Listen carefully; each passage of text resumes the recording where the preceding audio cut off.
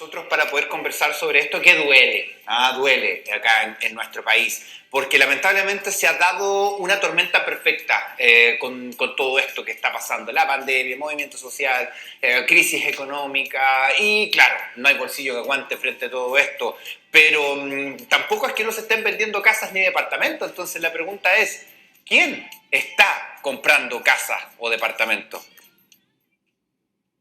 Bueno, a ver, existe la realidad nacional y la realidad de Biobío. Hablemos de lo que está pasando en la octava región. ¿Ya? Y dentro de eso hay distintos escenarios o distintas situaciones que hay que analizar. Por un lado tenemos la baja oferta que está disponible en el mercado producto que durante el periodo de la crisis de la pandemia y la crisis social, las inmobiliarias dejaron construir, ¿no es cierto? Y eso hace que la oferta eso no ayuda en nada en los precios bajen. Ustedes saben, la medida que hay más oferta, los precios, hay mayor competencia y los precios no suben a la velocidad que uno está acostumbrado. Bueno, y la poca oferta, como digo, no ayuda mucho en eso. Y por otro lado tenemos los efectos que todos conocemos de bancos más restrictivos a la hora de analizar a las personas con menos o con una situación económica o de empleo mucho más volátil, más riesgosa, personas que ya no tienen la cajita que se generó con los retiros de la AFP, que en el fondo ayudaban a tener un pie. Hoy día nosotros hicimos un estudio que nos decía, mira, usted hoy día, ¿qué porcentaje tiene para el pie de una propiedad? Y nos dio que el 65% tiene menos del 20%, el 15 o el 6% no tiene pie. ¿Ya? Y eso habla de que queda un porcentaje muy chiquitito de personas, un 19%, que tiene un pie del 20% superior, que es lo que los bancos exigen a la hora de optar un financiamiento. Así que está realmente complicado por el lado de la oferta, por el lado de la demanda, poca capacidad de endeudamiento, bancos restrictivos, lo que hacen, como dices tú, una tormenta perfecta para que no sea, o mejor dicho, para que sea más complejo aún acceder a una propiedad. O sea, ya incluso si logramos tener el pie, ¿cierto? Nos adjudicamos el crédito hipotecario, ¿verdad? Pero después viene pensar en el pago de dividendos, que está en UEF, y la UEF se ha disparado un montón en este último tiempo. Entonces, quizá hay muchas personas que proyectando eso también prefieren, mejor dejo el proyecto hasta aquí nomás. Ahora, me gustaría retomar la pregunta que te hacía Luis, porque es interesante saber lo que está pasando hoy día con el mercado hipotecario.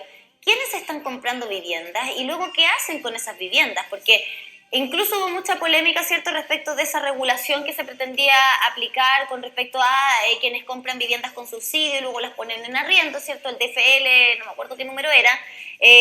Tú quizás tienes el dato, Sergio. DFL2. DFL2, muchas gracias. Porque claro, pasa mucho eso. Hay quienes son verdaderos empresarios inmobiliarios sin serlo, personas particulares, ¿cierto?, que tienen el poder adquisitivo, se compran viviendas, se compran departamentos y luego las ponen en arriendo, lo que ha hecho además que el valor del arriendo también se dispare en nuestro país. Estamos con cifras desorbitantes en algunos casos. Arrendar en el centro de Concepción, por ejemplo, está cada vez más difícil, prácticamente inhabilitante. Y con departamentos cada vez más pequeños también. Vemos la situación, por ejemplo, en la región metropolitana, donde se están arrendando, vendiendo bodegas como departamentos habitacionales. ¿Cierto? Claro, le están cambiando ahí el giro y finalmente te arriendan una bodega para que tú vivas. Así está la situación en nuestro país. Entonces, para saber también qué es lo que pasa con eso, donde no hay una regulación, lamentablemente, porque la consigna es el mercado se regula solito. Bueno, en nuestro portal, enlacebiobio.cl, nosotros tenemos más de 200 proyectos publicados y tenemos un flujo importante de visitas, más de 100.000 visitas al mes, lo que nos permite ver qué está cotizando la gente. Y no solamente qué está cotizando, sino también a partir de esa propiedad, en nuestro portal, el cliente puede solicitar una preaprobación de crédito en línea con hasta 7 bancos. Por lo tanto, sabemos si los clientes están siendo preaprobados o rechazados. ¿Y quién está siendo preaprobado? ¿Quién está siendo rechazado? Y algunas cifras interesantes son que del total de personas que solicita una preaprobación de crédito, el 80% lo hace para adquirir su primera vivienda. Y ese porcentaje de personas tiene una alta tasa de rechazo. Por otro lado, las personas que están buscando para inversión, para segunda vivienda, que es un poco lo que tú me hablabas del inversionista, tiene una tasa de aprobación mucho mayor en términos porcentuales porque tiene una mejor capacidad económica. Por lo tanto, si bien la gran demanda de cotizantes es por primera vivienda, los que finalmente terminan tomando los créditos y propiedades son los inversionistas que tienen una mejor situación. ¿Y qué hacen los inversionistas? Toman esto y lo arriendan. Y el tema es que todas las personas que no pueden acceder a la vivienda tienen que conformarse con el arriendo. Y es un arriendo que constantemente va subiendo, no solamente por un tema de oferta y demanda, sino también por la UEF. O sea, hoy día si tú estás arrendando algo en 500.000 pesos, en un año más fácilmente puede estar en 580.000 pesos, solamente por el cambio en la UEF. Entonces, por ese lado es complicado, ¿no es cierto? Hay algunas propuestas de reforma, ¿no es cierto?, donde se piensa restringir los beneficios a los inversionistas, lo que tú hablabas recién del DFL2, y ayudar un poco al arrendatario, haciéndole más fácil la recuperación o facilitándole recuperar más plata al momento de la declaración de la renta, pero nada de eso hoy día está cerrado. Lo que a mí me gustaría, teniendo en claro el contexto, ¿no es cierto?, que es complicado, que los inversionistas son los que se están llevando la mejor parte de la torta, que esto le pega fuerte a los arrendatarios, que son todos esos que no pueden comprar. Tratemos de hablar de cómo puede, o por lo menos que nosotros desde la Bio, cómo lo podemos ayudar en su proceso, para ver si es que tiene la posibilidad de acceder a alguna propiedad, quizás obviamente no con todas las características que la persona esperaría que tenga, pero sí acceder a algo, ¿no es cierto?, a algo que sea una inversión chiquitita o una primera vivienda. Y para eso nosotros invitamos a la gente a entrar en la Bio, y en la parte inferior de la página hay toda una sección de asesoría financiera, que básicamente lo que hace el sistema es que tú le dices, mira, yo puedo pagar un dividendo mensual de 300.000 pesos, y el sistema te arroja y te dice, para un dividendo mensual de 300.000 pesos, tú puedes comprar una propiedad de 3.000 UF. Y el banco te puede 2.400 UF. Justamente, Sergio, se sigue moviendo de igual manera, siguen habiendo compras de vivienda, como tú bien dices, hay algunos proyectos que están con subsidio, nosotros lo sabemos, ¿cierto? Pero hay todo un tema también, por ejemplo, con respecto de en qué lugares se están privilegiando los proyectos con subsidio versus aquellos que no tienen, ¿no? Podemos hablar de que sí, efectivamente hay un tercio en el caso de ustedes, ¿cierto?, que tienen con subsidio, pero ahí entramos a analizar otros factores, como por ejemplo, la conectividad, la proximidad, el tipo de barrio también al que se está apuntando. Y ahí me gustaría preguntarte por otro aspecto que ustedes también analizaron, que tiene que ver justamente con eso. ¿Qué es lo que están buscando las personas? Ya sea, porque además tenemos que entender que hay distintos tipos de compradores, ¿no? Está el comprador que quiere invertir, está el comprador que está pensando en una vivienda unipersonal, ¿verdad?, para vivir cerca del trabajo. Hay otros que están pensando en viviendas familiares también. Entonces, ¿qué es lo que busca cada uno de estos compradores y cómo está la oferta respecto de lo que están buscando, por ejemplo, acá en el Bio? Bueno, mira, en general y históricamente lo que busca la persona o lo que privilegian es la ubicación. Y la ubicación tiene que ver con un tema práctico, ¿no es cierto?, conectividad, áreas verdes, seguridad, y también con un tema más emocional / práctico, que tiene que ver vivir cerca de los tuyos, ¿ya?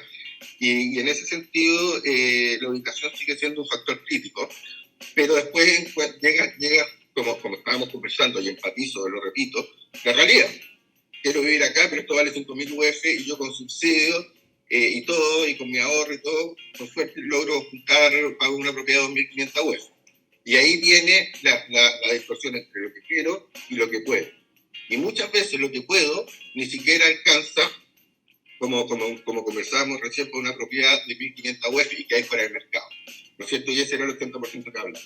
Ahora, del 20%, que es las personas que finalmente pueden acceder, donde hay un gran porcentaje de inversionistas y también hay muchas personas que compran con subsidio, después de mirar la ubicación y mirar un precio que calce con su disposición o su posibilidad de comprar, empiezan a analizar variables como el espacio físico, ¿no es cierto? Especialmente después de la pandemia se ha valorado mucho los metros cuadrados, en términos no solamente los metros cuadrados de las propiedades, sino de los equipamientos, los espacios físicos, la seguridad es cada vez más importante, y en ese sentido se conjugan todos estos elementos que hacen que la oferta se vaya construyendo o vaya apareciendo alineada a lo que está buscando la gente. La oferta siempre va detrás de lo que está buscando el mercado, y en ese sentido se están construyendo o se están empezando a volver a construir, porque como te contaba al principio hubo 2 años de muy poca construcción, proyectos inmobiliarios que calcen con ese requerimiento. Ahora, un tema importante que tú dijiste sobre dónde están estas propiedades. 71 proyectos con subsidios nosotros tenemos. ¿Dónde están? Porque hay muchos que están, si bien son con subsidios, pero quedan súper en lugares poco seguros, o muy lejos, o con mala conectividad. Pero hay un subsidio que se llama TS19, que es un subsidio que no se le da a la persona, sino que la inmobiliaria. Ese menos tiene. ¿Menos tiene qué? Eso menos casas hay con el 19, que es directo, que ni siquiera se postula. O sea, menos departamentos, menos inmobiliarias están involucradas en la intención de tener esos departamentos. Hoy día de los departamentos que nosotros, proyectos, son números de lo que tenemos publicado, el 30%, sí, el 30%, el 20% de departamentos de los proyectos que tenemos publicados son con DS19, que no es un subsidio al que se postule, son proyectos. ¿Ah? Es un derecho. Es un derecho, pero ojo, ¿a qué se lo dan? Porque un proyecto puede acogerse a ese beneficio estatal. Es porque se construyen proyectos en lugares con buena conectividad, con áreas verdes, en una zona confortable, y la condición es que construyan un porcentaje de las unidades del edificio con este beneficio, para que pueda gente de menores recursos acceder a una unidad en un mejor lugar, ¿ya? Y ese beneficio es bien importante, y las inmobiliarias postulan a construir ese tipo de proyectos porque hoy día la demanda, como te explicaba recién, la oferta, perdón, viene detrás de la demanda. Hoy día la gente busca proyectos con subsidio de DS19 porque tiene mejor calidad de vida en un mejor lugar. ¿Y qué hacen las inmobiliarias? Especialmente dado que la venta de los proyectos más caros está difícil, se empiezan a construir o a postular con el Estado para construir estos proyectos. Sergio Barros, ingeniero comercial, ejecutivo de LaceBiodío.cl, conversando con nosotros con respecto a esta realidad inmobiliaria en nuestro país. Gracias por estar acá. Muchas gracias a ti. Nos vemos en la próxima.